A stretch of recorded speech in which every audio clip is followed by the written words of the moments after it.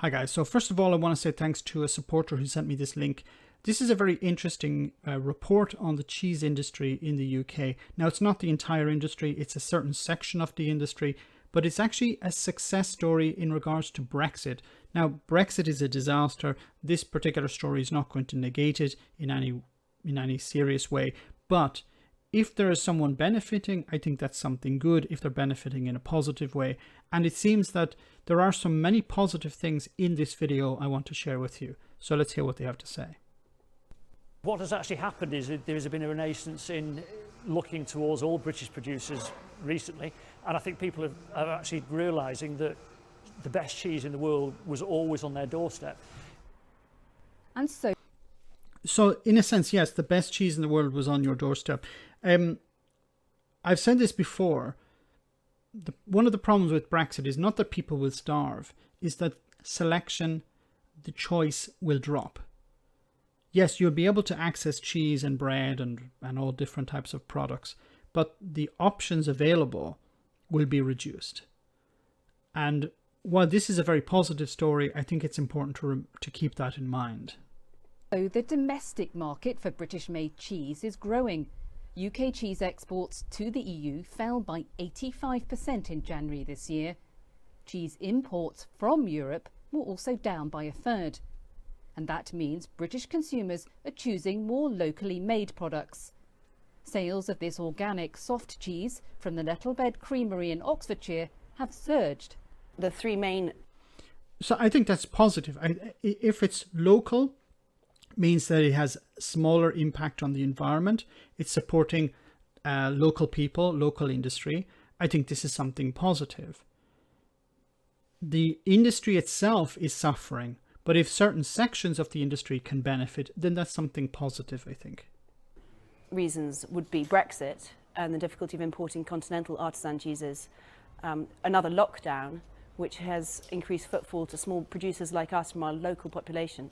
And thirdly is, I think, an emerging trend of people really developing a greater appreciation of locally sourced small businesses like ourselves where the provenance is absolutely guaranteed.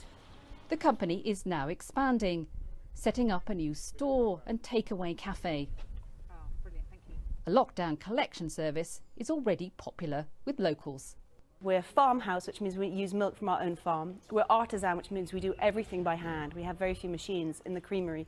And what we have found is that since the first lockdown this time last year, there's been a huge increase in people appreciating the kind of business that we are.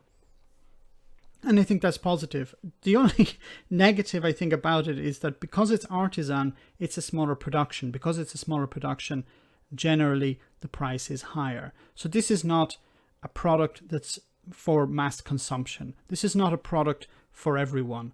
It's normally for people who are in the middle or upper income levels. It's not your ordinary people are not going to be buying artisan cheese. So while this is something positive, and I don't want to take away from the positive about this, it is very good for the environment. It means that there's less, there's less of a carbon footprint. There's not so much transportation involved. You're supporting local industry, which is a positive as well. And in a sense, they seem to be creating jobs in the local area. The government says other factors like the pandemic contributed to low food exports to the EU in January, and things will improve. But UK cheesemakers are already wrapping up the domestic market. And with little prospect of change to those new regulations, British cheeses may well end up staying with local consumers. In a sense, yes, but the domestic market is not enough. If you want to expand, you need to expand outwards. You need to export. And if there are restrictions such as health certificates or whatever, you can't get over that.